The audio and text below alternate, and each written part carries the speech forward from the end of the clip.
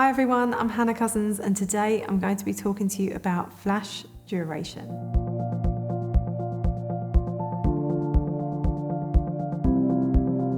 So what is a flash duration?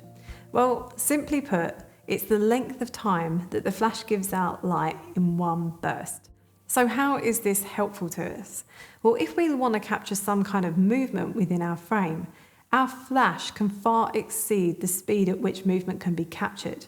And that is amazing when you really want to freeze the action and get a real crisp, clean image. It can all be done with flash. Now, I'm using a ProPhoto B10, and at the lowest power, around sort of power level 2, I can get up to 1/50,000th of a second, where of course the fastest shutter speed on my camera is 1/8,000th of a second. So you can see there's a huge difference. So when photographing fast-moving subjects and I want to capture movement, my choice of light is going to be the ProPhoto B10. Now within the ProPhoto B10, we have a mode called freeze mode. Now hang on with me because we're going to get a bit techie, but what we've got to think about is something called a flash curve. Now what happens is that we have literally a curve. When your flash fires, it comes up, it peaks, and then it drops off again and has a tail. Now what happens when we go into freeze mode is that we go in and we get the peak of the exposure and then we cut off on the way back down again and we get rid of the tail end of the flash curve and we just don't need that part. So that enables us to have a shorter flash duration. Now something else happens here though while we're doing that is that on this second curve and on the tail that we're chopping off, that's where the warmer light is. So you may find that your images appear slightly cooler than they do when you're in the normal mode, but that's fine because I just compensate with that with my white balance instead. Now, one thing we need to remember here too is that we want to keep our lights on a very low power. The reason being, the lower the power, the faster the flash duration. Another thing that's important here too is we want to cut out all the ambient light in the room.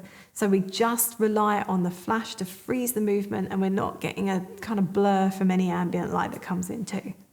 So I'm probably going to use more than one light here and build up the brightness by having several lights on a lower power. Remember, the lower the power, the faster the flash duration. Now for shots like this, it can be a bit of a delicate dance with all of your settings to get the right exposure. Now remember, it's the flash that's freezing the movement, not your shutter speed, so it doesn't have to be really high. However, remember it's got to be high enough to shut out the ambient light in the room. Now the next thing is your aperture. Now it's all good and well that we freeze the movement, but if we're still getting blur from depth of field, then it kind of defeats the object of what we're doing. So we want to make sure that when we're photographing something that moves, we also have the depth of field to capture that and we don't lose what's nearer the camera or further away. We want it all to be as sharp as possible. Now that may also mean that we have to come up on our ISO to allow us to shut down on the aperture.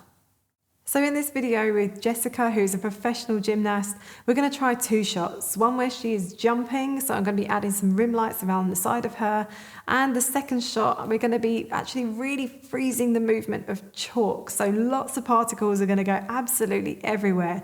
And for me, I want to make sure that every single one of those is crystal clear and perfectly frozen. So I'm definitely going to be relying on flash duration for that.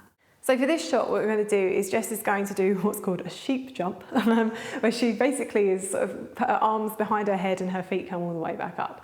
Now, what I'm going to do is try to capture her mid-air and freeze absolutely everything, even her hair. I want to make sure everything is frozen. So the setup for this, I've got two rim lights. I've got a 1x3 and another 1x3 at the back. So they're pointing to just sort of get the outline of Jess here. Now the next thing I'm going to do is put the 2x3 over the top of Jess. Now I've got this boomed as high as possible, being really careful. It's got a counterweight on it, but we have actually put a bag full of Jess's clothes on the edge of the boom arm to be absolutely just extra safe because I've got it right over the top of her head. So the idea is that this light over here, when she jumps and her arms go backwards, this is going to be lighting her face, basically all of the top part. And these lights back here are going to act as the sort of rim light behind her. So it's a 3-light setup. All of them are in freeze mode. So we make sure that we're actually cutting that flash duration really, really short. So all of them are in freeze mode. So now all I need to do is make sure that no ambient light is in the room and it's just the flash that's affecting the image. And so much so they can be on really low power and really freeze the movement. Now with Jess in position, I want to double check the placement of the lights. I've also added some black V-flats to prevent any light bouncing off the white studio walls.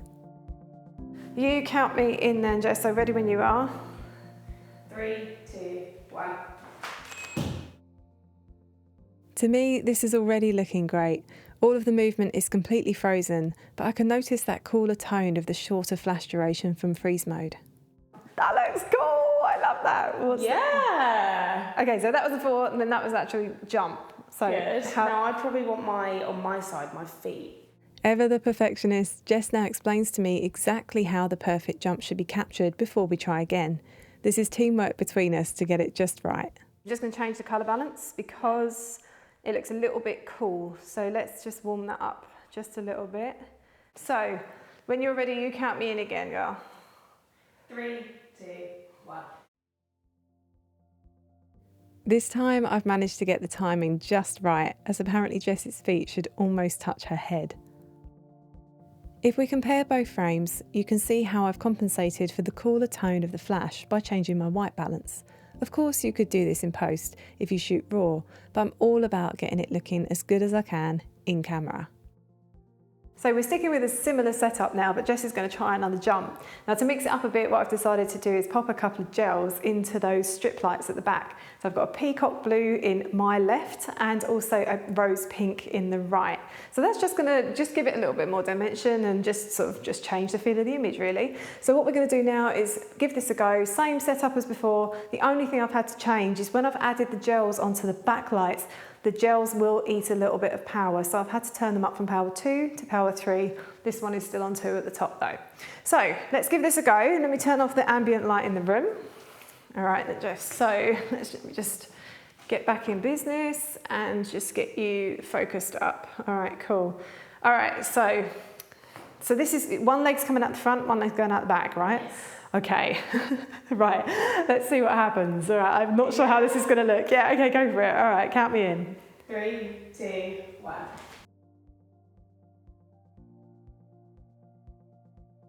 I really love the shape of this jump, and thankfully Jess's foot just makes it onto the black paper.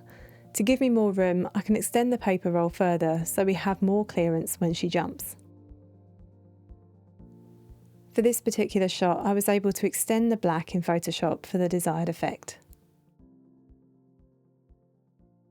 So for this shot, I want to take a portrait of Jess, and whilst I'm going to do this sort of typical 3 light setup, I want to make it just a little bit more interesting. So I'm going to introduce some chalk. Now this is the kind of chalk that you would see gymnasts have to get extra grip on their hands and what she would use before performing. So the first thing I'm going to do though is set up the 2 rim lights around the back.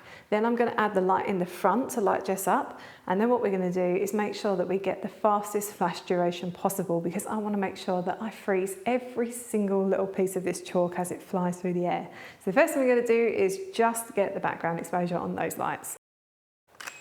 Okay, so that's just the side lights. Okay, they look nice and even, that's good. Right now, let's just turn those off. So that is group B. Let's turn those off and put head A on our key light. Just make sure this one's looking good as well. Hang there for me, Jess. Wonderful. And let's try all lights together. Oh, that's off. There we go, all lights together. Oh, double flash. Right, good. Okay, yep, that's gonna work. Right, so all of our modelling lights are set to dim when we fire. Let's just make sure I'm on rapid shooting. Yes, I am. Okay. And I'm going to come out. I'm actually going to frame a bit further back because I do not want to miss this. Okay. 3, 2, 1. Whilst this is kind of cool for a first attempt, I can immediately see a problem. So the first couple of shots have been great, however, as predicted, what happened is 6.3 just isn't going to be enough for us.